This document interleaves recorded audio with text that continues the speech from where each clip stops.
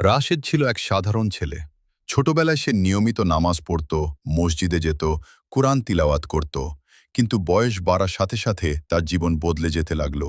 বন্ধুদের সাথে আড্ডা, মোবাইল, গেম এসবেই ডুবে গেল সে। নামাজ ধীরে ধীরে তার জীবন থেকে হারিয়ে গেল। সে নিজেকে বুঝাত, এখন তো সময় আছে, পরে ঠিক হয়ে যাব। একদিন গভীর রাতে সে তার এক ঘনিষ্ঠ বন্ধুর মৃত্যুর খবর পেল। হঠাৎ হার্ট অ্যাটাকে মারা গেছে। সেই বন্ধুই তো কিছুদিন আগেও তার সাথে হাসছিল।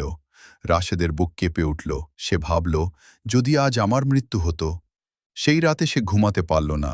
নিজের জীবনের হিসাব করতে লাগল, কত গুনাহ, কত অবহেলা। অথচ আল্লাহ তাকে এত সুযোগ দিয়েছেন। পরদিন সকালে অনেক দিন পর সে ফজরের নামাজ পড়তে গেল। মসজিদে ঢুকতেই তার চোখে পানি চলে এলো। ইমাম সাহেব তখন একটি কথা বলছিলেন, আল্লাহ দরজা সবসময় খোলা থাকে, তুমি যতই দূরে যাও না কেন, ফিরে আসলেই তিনি তোমাকে গ্রহণ করবেন। এই কথাটা রাশেদের হৃদয়ে গভীরভাবে আঘাত করল। সেদিন থেকে সে ধীরে ধীরে নিজেকে বদলাতে শুরু করল। হঠাৎ করে সবকিছু বদলায়নি, কিন্তু সে চেষ্টা চালিয়ে গেল।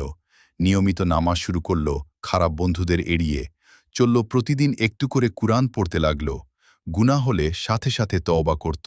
সময় লাগল, কষ্ট হলো, কিন্তু একদিন সে বুঝতে পারল তার হৃদয় আগের মতো ভারী নেই, বরং শান্তিতে ভরে গেছে।